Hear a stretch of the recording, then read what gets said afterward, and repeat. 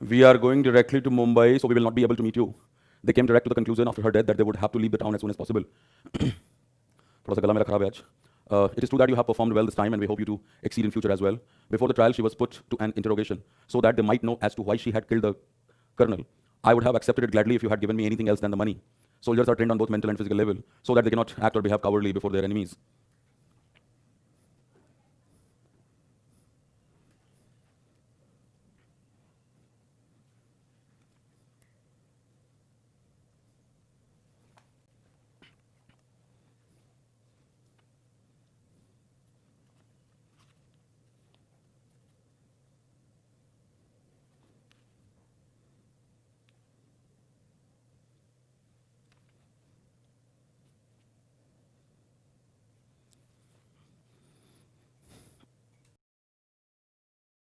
आंचल ने सारे आंसर कर दिए हैं.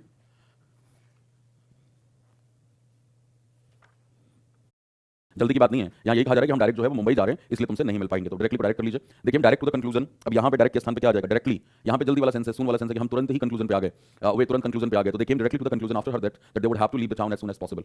It is true that you have performed well this time and we hope you to exceed in future. It is true that you have performed well this time and we hope you to exceed in future. यहाँ पे क्या लग रहा है? यहाँ पे आप जाएंगे बेटर के साथ, वेल की जगह पे. It is true that you have performed better this time and we hope you to exceed in future as well. तो क्योंकि दिस टाइम लिखा हुआ है यानी पिछले किसी टाइम लाइन से उसका कंपैरिजन है, तो यहाँ पे हमने बेटर चूज कर लिया. अब आपको ये भी समझ में आ गया होगा कि देखो जो बेटर शब्द है वो कंपैरेटिव एडवर्ब भी हो सकता है और एडजेक्टिव तो खैर है ही है, उसमें कोई दिक्कत नहीं है, बट यहाँ पे कंपैरेटिव एडवर्ब के तौर पे इस्तेमाल हो गया. Before the trial she was put to an interrogation that they might know as to why she had killed the colonel. Right. इस सेंटेंस के अंदर कोई प्रॉब्लम है क्या? यहाँ पे as to why she had killed, यहाँ पे थोड़ी सी दिक्कत हो सकती है. वैसे आप देखें तो डायरेक्टली ये गलत सा नहीं लगेगा, लेकिन एज टू और उसके बाद व्हाई लगा देना, ये थोड़ा दोनों एक साथ लगाना सुपरफ्लस एक्सप्रेशन जैसा है. राइट. तो हम यहाँ कह सकते हैं कि भाई अगर that they might know as to she killed, as to why she killed, ठीक है, कोई एरर नहीं है. I would have accepted gladly if you had given me anything else then the money. I would have accepted gladly. इसमें कोई problem नहीं है. I would have accepted gladly if you had given me anything else then the money. Else, अच्छा नहीं, else then लिखा हुआ है. हाँ जी, anything else but the money होगा, ठीक है. हाँ, एरर है इसमें. तो ग्लैडली तो चलो ओके था, कोई दिक्कत नहीं है, इधर मेरा ध्यान फिर नहीं गया. तो एनीथिंग एल्स देन लिखा हुआ है और आपने लिखा था कि else is followed by but. This is nothing else but stupidity. So यहाँ पे देन की जगह बट लगा देंगे. And soldiers are trained on both mental and physical level so they can not act or behave cowardly before their enemies. तो आपको पता है यहाँ पे कावर्डली जो शब्द है वो एडजेक्टिव है और इसको एडवर्ब बनाने के लिए हमें क्या करना पड़ेगा? Behave in a cowardly manner. Behave in a cowardly manner before their enemies. आइए आगे बढ़ते हैं. 7 to 12 स्कोर कार्ड हम सबसे लास्ट में देखेंगे.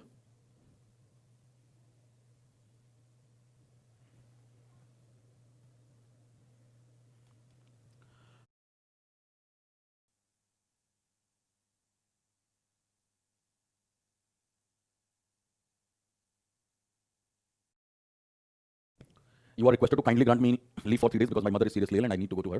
It was raining very hard, yet she came out and ran fastly to get to the another shop. He gets only disturbed when he thinks about you because he still loves you intensely. The success of an organization largely depends on the well-articulated values it works on to meet the present demands.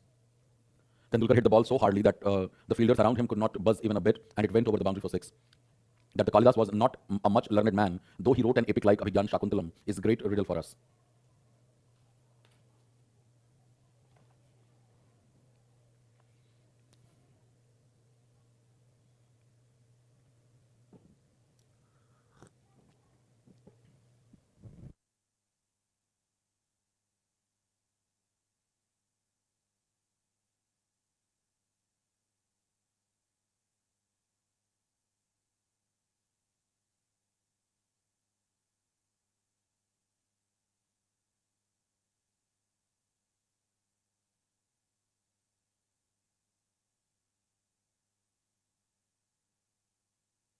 You are kindly requested to grant me leave for 3 days because my mother is seriously ill.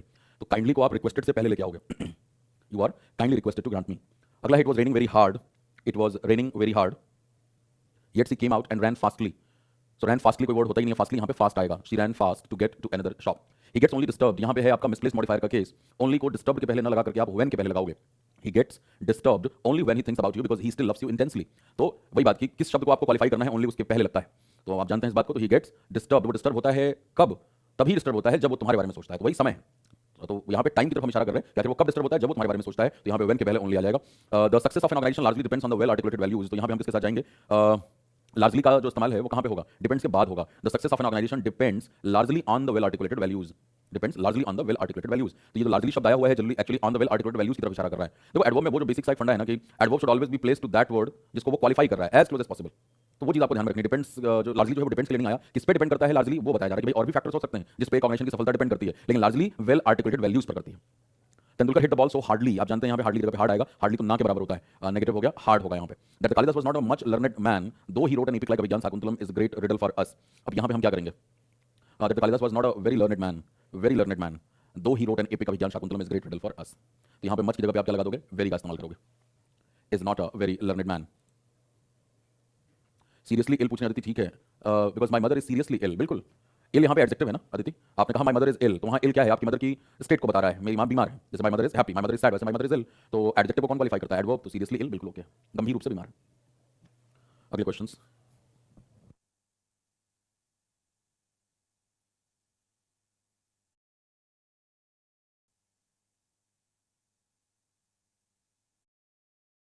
यहाँ पे आंचल सोलंकी निर्भय ने एक question पूछा है और definitely वो 12वें question को लेकर के है कि भाई लर्नेड जो है उसके साथ हम क्या लगाते हैं। तो आप देखो लर्नेड जो शब्द था हमारे पास वो हमने डिराइव्ड एडजेक्टिव के तौर पे नहीं लिया था, अलग से ही शब्द था, आपको ध्यान में होगा ना। जैसे आई एम मच कंफ्यूज, तो वहाँ पे हमने क्या देखा था कि भाई कंफ्यूज जो है वो वर्ब की थर्ड फॉर्म भी है, लाइक यू हैव कंफ्यूज्ड मी, और मैं उसी का इस्तेमाल कर रहा हूँ एडजेक्टिव के तौर पे, तो वहाँ पे मैंने I am much confuse this time मैं कह सकता हूँ। लेकिन लर्न के लिए एडजेक्टिव और वर्ब दोनों के लिए अलग अलग शब्द थे, लर्न लर्नड लर्नड ये वर्ब के सेकंड एंड थर्ड फॉर्म थे और लर्नेड अलग से शब्द था, तो टिपिकली लर्नेड के साथ वेरी लगता है। बात क्लियर हो गई आंचल निर्भय सोलंकी। गुड मॉर्निंग पल्लवी, बहुत बहुत आशीर्वाद, आज आपका बर्थडे है, आपको जन्मदिवस की ढेर सारी शुभकामनाएं, आप पल्लवित पुष्पित होती रहे। चलिए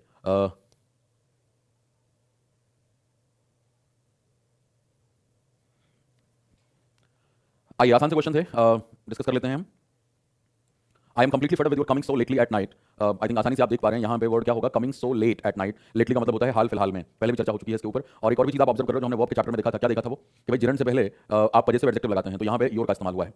सो मैं कंप्लीटली फेड अप हो चुकी हूँ आपके इतने देर आने से और आपके ये कहने से भी कि आप अपने दोस्त के साथ डिनर कर चुके हैं। People dislike him not because he lived miserly but because he did not have any benevolent approach towards others. तो यहाँ पे अगेन आपको समझ में आ गया कि माइजरली शब्द इतनी बार चर्चा हो चुकी है, डायरेक्ट क्वेश्चन मिलते हैं आपको ध्यान होगा, माइजरली का वर्ड निकाल लिया है, ये सब डिस्कस किया हुआ है हमने। स्कॉलरली ये एडजेक्टिव है, एडवर्ब के लिए lived in a miserly manner, ये लगाना पड़ेगा आपको, lived in a miserly manner. तो पीपल डिसलाइक हिम, लोगों ने डिसलाइक करते हैं इसलिए नहीं कि उन्होंने एक माइजरली जीवन जिया, बल्कि इसलिए कि उन्होंने दूसरों के प्रति कभी भी कोई कल्याणकारी अप्रोच नहीं रखा। Not only he insisted me but he also forced me to resign the post for which I had struggled a lot.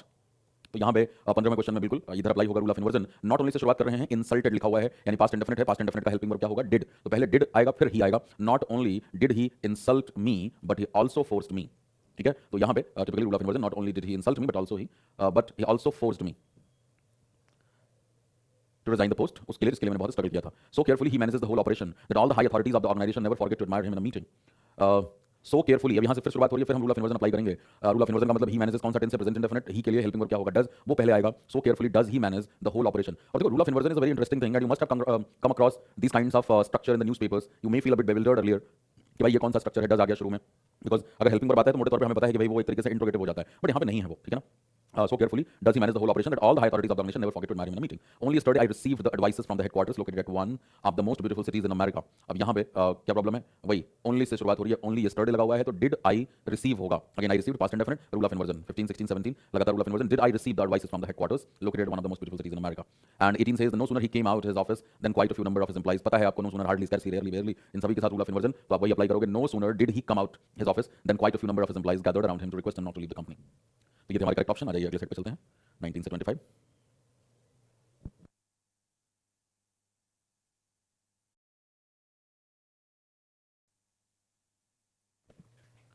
Hardly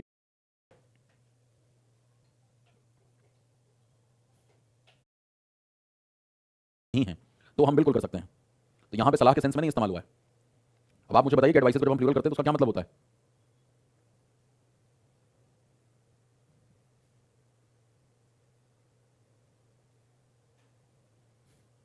Aditi not only just me but people also likes her, people के साथ likes कैसे लगाओगे, और not only just me, not only भी लगा है, just भी लगा है, थोड़ी सी वर्बोसिटी है। स्पोकन इंग्लिश इनफॉर्मल में चल जाएगा बट लिखने में करेक्ट नहीं है ये।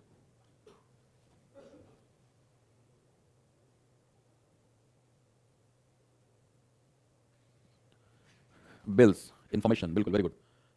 तो बिल्स के लिए इस्तेमाल होता है, नोटिस के लिए, इन्फॉर्मेशन के लिए जब हम एडवाइसेस करते हैं, और यहाँ पे उसी सेंस में इस्तेमाल हुआ है, so that is absolutely okay. चलिए जिसका समय पूरा होता है डिस्कस कर लेते हैं। हार्डली इट मैटर्स, अगेन वही बात कि हार्डली से शुरुआत हो रही है, रूल ऑफ इन्वर्जन अप्लाई होगा। Hardly does it matter to a person who has never thought of what society thinks about him. When I was in London I used to take coffee thrice a day. तो thrice a day की जगह पे आप इस्तेमाल कर सकते हैं 3 times a day. लेकिन अगर वंस हो ट्वाइस हो तो हम लगा लेते हैं once a day twice a day, but 3 अगर आता है तो टिपिकली जो अप्रोप्रिएट यूसेज में है वो 3 टाइम्स अ डे, ये ज़्यादा उपयुक्त है। तो थ्राइस कहना हो तो 3 टाइम्स कह लीजिए आप। Next one is I request you kindly to grant me leave for 3 days because I have to go to see my sick mother. क्या होना चाहिए यहाँ पे? अच्छा, उसके पहले एक छूट गया। When I insisted on his revising thoroughly the lesson. अब आपको पता है यहाँ पे थारली द लेसन लिखा हुआ है, revising the lesson thoroughly, revising the lesson thoroughly. कौन सा कॉन्सेप्ट अप्लाई हो रहा है कि भाई जब वर्ब का ऑब्जेक्ट है तो वो ऑब्जेक्ट पहले आएगा, उसके बाद एडवर्ब ऑफ मैनर आएगा। तो यहाँ पे रिवाइजिंग का ऑब्जेक्ट क्या है? द लेसन, और उसके बाद आया हुआ है थारली। ठीक है ना, revising the lesson thoroughly. He refused to do so because he did not like the way I said it to him. I request you kindly to grant me. So again वही प्रॉब्लम, आपने पहले भी question कर लिया, ऐसे request के पहले kindly आ जाएगा। I kindly request you to grant me leave. I kindly request you to grant me leave for 3 days। She asked me how I dared to prevent her people from not entering the central cabin. How she asked me how I dare to prevent her people from entering. भाई जब आपने prevent वहां पे लगा दिया है तो फिर नॉट कैसे लगाओगे? ये वही वाला कॉन्सेप्ट है कि भाई जब नेगेटिव वर्ड्स का इस्तेमाल हो तो हम नॉट का इस्तेमाल नहीं करेंगे। तो prevent from entering the central cabin, मैंने कैसे ये जरूरत की उनके आदमियों को सेंट्रल केबिन में जाने से मना करने की, ना जाने से मना करने की नहीं, ना जाने से मना करने की तो फिर अलाउ करने की बात हो गई। यहाँ पे दो नेगेटिव एक दूसरे को कैंसिल आउट करके बात को पॉजिटिव बना देते हैं। She came here on yesterday and told me to call you up and remind you of the money you had borrowed from her. This is the 24th, and what is the problem? She came here on yesterday and told me to call you up. So she came here yesterday. There is no point of using on out there. She came here yesterday and told me to call you up. I cannot even imagine how she turned up on last Monday while she was supposed to be here today only. So what is the problem here over? I cannot imagine how on last Monday. Again, वही problem है जैसे वहाँ on yesterday लिखा था. So ये हम preposition में भी करेंगे एक्चुअली, आपको यहाँ पे लगाने की आवश्यकता नहीं है। तो आप सिंपली कहोगे I cannot even imagine how she turned up last Monday while she was supposed to be here today only. Got the point? चलिए अगले सेट की तरफ बढ़ते हैं।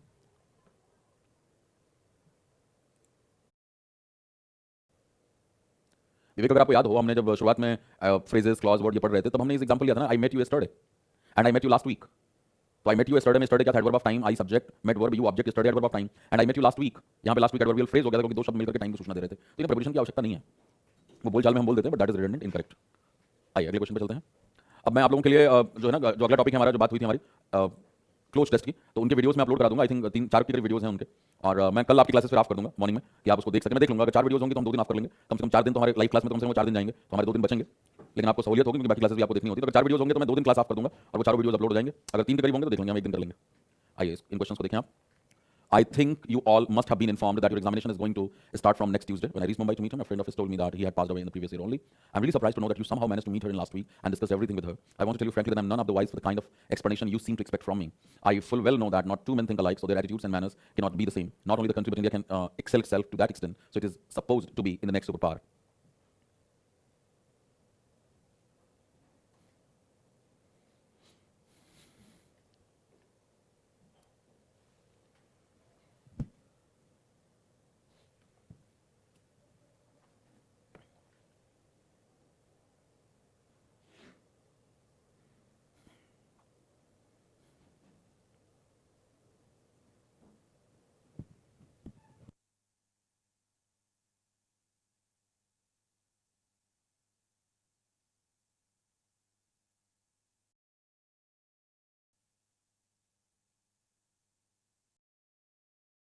कर रहे हो, मंथ की बात कर रहे हो, ईयर की बात कर रहे हो, और उसके पहले नेक्स्ट लगा हो, लास्ट लगा हो, जैसे next Monday, last Tuesday, last Monday, last year, तो वहां पे प्रिपरेशन लगाने की कोई आवश्यकता नहीं है। Is to going to start next Monday, from की कोई आवश्यकता नहीं है। ये बार बार पेपर में इसलिए आता है क्योंकि बोलने में हम ऑन भी लगा लेंगे, फ्रॉम भी लगा लेंगे, तो इनसे आपको बचना है। अगर नेक्स्ट लास्ट इन तरह के शब्दों का इस्तेमाल दिख रहे हैं आप, दिस लग जाएगा, right, this Diwali, this Easter, this Eid, तो वहां पे भी नहीं लगाएंगे आप। तो अगर ये सब शब्द दिखाई दे रहे हैं आपको, डे, डेट, ईयर, इनसे पहले, मंथ से पहले, लास्ट मंथ, तो आप नहीं लगाएंगे preparation. When I reached Mumbai to meet him, a friend of his told me that he had passed away in the previous year only. अब यहाँ पे वही प्रॉब्लम है, passed away the previous year, in the की जरूरत नहीं है वहाँ पे, ईयर से पहले प्रीवियस वर्ड आया हुआ है, इनको हटा दीजिए। I am really surprised to know that you somehow managed to meet her in last week, same problem, इनको हटा दो। अब देखो, एक तरह के पैटर्न मैंने एक साथ भर भर के दिए हैं कि ये चीज आपके दिमाग में बैठ जाए। एडवर्ब छोटी छोटी बातों का चैप्टर है, इस बात को ध्यान में रखो आप, छोटी छोटी बातों का चैप्टर है, और आप भी ऑब्जर्व कर पा रहे हो जो मैंने क्वेश्चन सेट करे हुए हैं, इसमें एक पैटर्न के क्वेश्चन लगातार आपको दिख रहे हैं, वो इसलिए कि वो चीज दिमाग में पुख्ता हो जाए। जैसे पीछे भी रूल ऑफ इन्वर्जन देखा, यहाँ आप लगातार देख रहे हो question. I want to tell you frankly that I am none the wise for the kind of explanation you seem to expect from मी।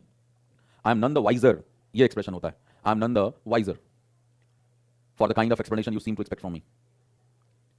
इस एक्सप्रेशन के साथ आप comparative, I am none the wiser, I full well know that not two men think alike. देखो यहाँ पे बात आपको समझ में आ रही है कि कोई भी हमारा अगर न्यूमरल एडजेक्टिव है, जैसे 2, 3, ये क्या है? ये न्यूमरल है, नंबर है, और काम किसका कर रहे हैं? एडजेक्टिव का। जैसे मेन, भाई वहाँ पे क्या है? मेन वहाँ पे नाउन है, नाउन को क्वालिफाई कौन कर रहा है? एडजेक्टिव, नंबर है ये। तो न्यूमरल एडजेक्टिव से पहले हम नॉट का प्रयोग नहीं करते हैं, नो का प्रयोग करते हैं। सो यहाँ पे आप no two men think alike करोगे, no two men think alike. I full well know that और फुल और वेल में भी वैसे दिक्कत लग रही है कुछ, हाँ ना? क्या कहना है आपका?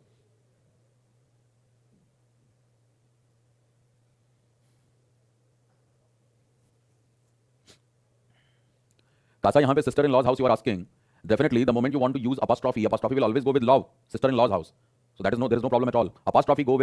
Apostrophe actually goes with the word law, and if you want to make this word plural, then you have to plural the main word like sisters, brothers, sisters, you know. But if you wanted to say sister in law ke ghar, so you have to say sister in law's house.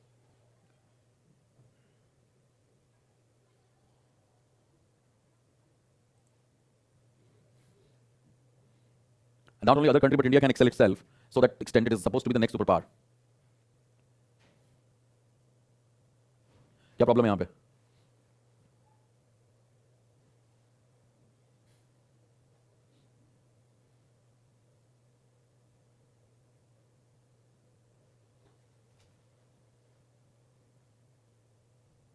No other country, not only other country, no other country but India. अब यहाँ पे वही बात की except India, तो no other country करेंगे आप, can excel itself to that extent, so it is supposed to be the next super power. अच्छा, यहाँ पे हमने एक एक्सप्रेशन इस्तेमाल किया था, कौन सा? I am none the wiser. तो नन द वाइजर का क्या मतलब होता है? अगर आप ये कह रहे हो दैट किसी के लिए, तो वहाँ पे आई आ गया, मान लो वहाँ पे हमने एक प्रोनाउन लगा लिया, someone is none the wiser after an event और एन एक्सप्लेनेशन, तो इसका क्या मतलब है? तो आप ये कहना चाहते हैं कि someone have failed to understand it और you are not fully aware of what happened, ये सेंस निकलता है। तो आप देखो, I want to tell you frankly, मैं तुम्हें फ्रैंकली बताना चाहता हूं that I am none the wiser for the kind of explanation you seem to expect from me, कि इसका मतलब कि मैं भाई इसको एक्सप्लेन नहीं कर सकता, ठीक है, खास तौर से जिस तरीके से तुम चाहते हो मुझे कि मैं इसको एक्सप्लेन करूं, so I am not able to do that, I will not be able to explain in the manner as you wanted me to do. तो ये हमारा आपका एक फ्रेज था, नन द वाइजर। जब आप कंफ्यूज होते हैं किसी चीज में, लाइक कोई चीज आपको एक्सप्लेन कर दीजिए but still you are confuse with that. चलिए आगे बढ़ते हैं।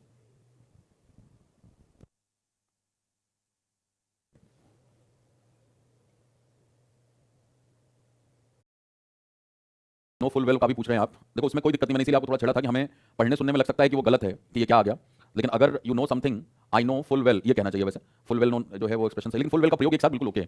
If you know something full well, इसका मतलब कि आप कोई भी चीज को पूरे तरीके से जानते हो बिना किसी डाउट के,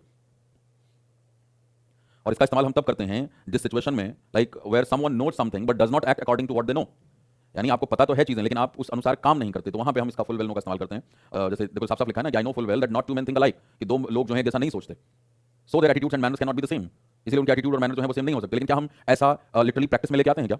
बिल्कुल नहीं। हम क्या चाहते हैं कि सब लोग एक तरीके से बिहेव करें, हम चाहते हैं सब लोग एक तरह से उठें बैठें, मैनर्स जो हम समाज में बना रखें सब उसी को फॉलो करें, सब जैसे कार असेंबली लाइन से निकलती है एक तरह से वैसे इंसान भी बाहर निकले, तो हम तो ये चीज कहते हैं। तो वही चीज इसीलिए यहाँ पे फुल वेल नो का इस्तेमाल हुआ है, जो मैंने आपको बताया। इस एक्सप्रेशन का हम यूज तब करते हैं when you know something without doubt but you do not act according to that. तो हम सभी को पता है कि सब हर इंसान दूसरे से यूनिक है, लेकिन हम उस यूनिकनेस को मेंटेन नहीं रहने देते, हम कहते हैं कि नहीं सब एक तरह से हो जाओ, सब ऐसे बैठो, ऐसे बातें करो, ऐसे जियो, तो एक नॉर्म बनाया हुआ है हमने। अच्छे अच्छे क्वेश्चन हैं यहाँ पे, चलो अगला सेट करिए आप।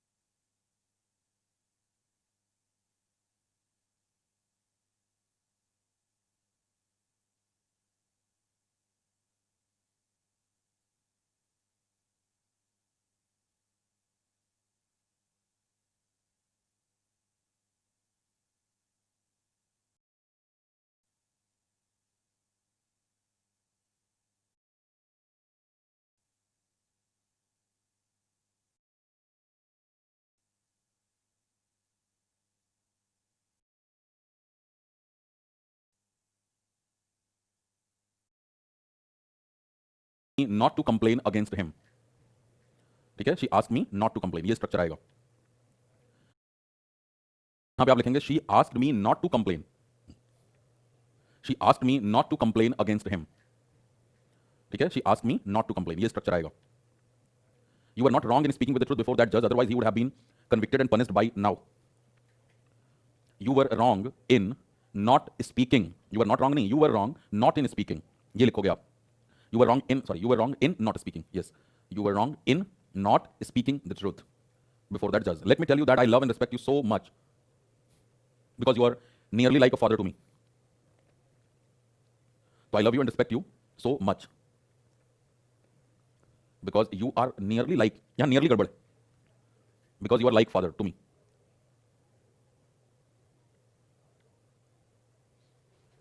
I nearly wish I too would have bought one like that because it is really a very useful thing. I nearly wish नहीं, I almost wish.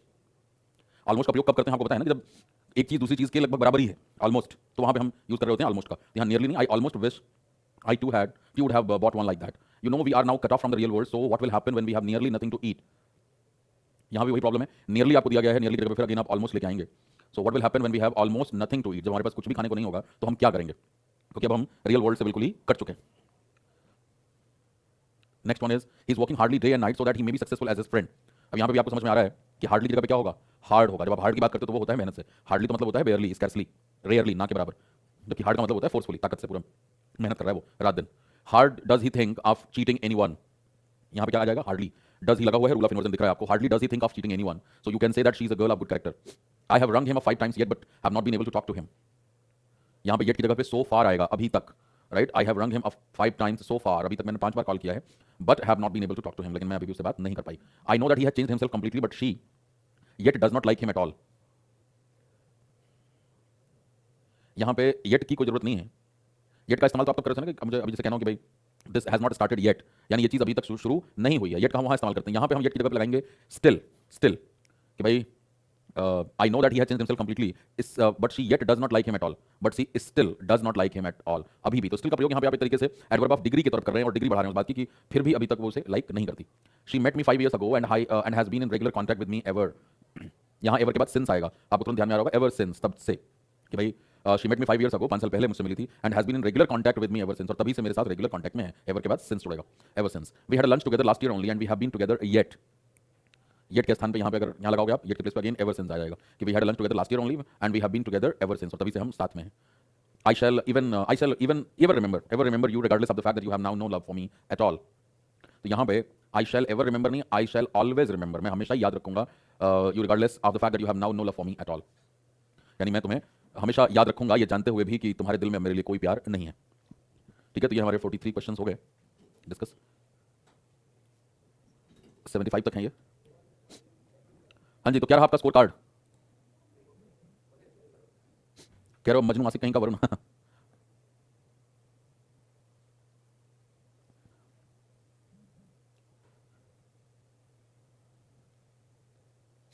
हिमांशु के 38 आउट ऑफ 43. एडवर्ब में छोटी छोटी बातें हैं और इसीलिए उन सारी छोटी बातों को मैंने क्वेश्चन में दे दिया है कि आप स्ट्रक्चर पे ध्यान दें. आप कैटेगराइज भी कर सकते हो इस हिसाब से कि भाई देखो एक पैटर्न के क्वेश्चन हम एक साथ देख रहे हैं यहाँ पे. कोई बात नहीं दीपक, पिछली क्लास देख लेना, स्कोर ओके हो जाएगा. शनि के 35 में. चलिए, तो आप क्या चाहते हैं कि बाकी क्वेश्चन में क्लास में डिस्कस करूं या आपको होमवर्क दे दूं? What do you want?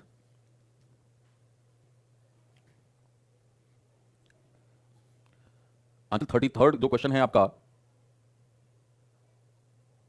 33rd screen पे दिख रहा है ना? हाँ ठीक है. You were not wrong in speaking, तो you were wrong in not speaking the truth, ये स्ट्रक्चर है उसका. You were not wrong in speaking, you were wrong in not speaking. तो तुम गलत, ये नॉट जो है वो किसके लिए आइए देखना पड़ेगा ना कि यू वर नॉट रॉन्ग, तो बात ही को चेंज कर दिया, तुम गलत नहीं थे. यू वर रॉन्ग किस चीज में? In not speaking the truth, सच नहीं बोलना तुम्हारी गलती थी, तुम उस चीज में गलत थे. तो तुम किसमें गलत थे? सच ना बोलने में. तो नॉट जो है वो रॉन्ग के लिए नहीं आया हुआ है, स्पीकिंग के लिए आया हुआ है, तो इन नॉट स्पीकिंग होगा. बात सभी को क्लियर हो गई? विनीत बिल्कुल होगा वोकैब भाई, क्यों नहीं होगा वोकैब? चलिए, तो मैं क्या करूं, होमवर्क दे दूं आपको, बाकी क्वेश्चन डिस्कस करें नेक्स्ट क्लास में, जैसा आप कहेंगे मैं कर लूंगा. If you want me to discuss rest of the question we can discuss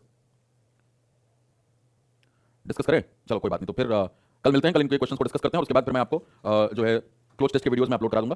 ठीक है, हाँ डिस्कस कर लेंगे, डोंट वरी. चलिए, मैं रूबी बालकिशोर, विनीत आंचल सब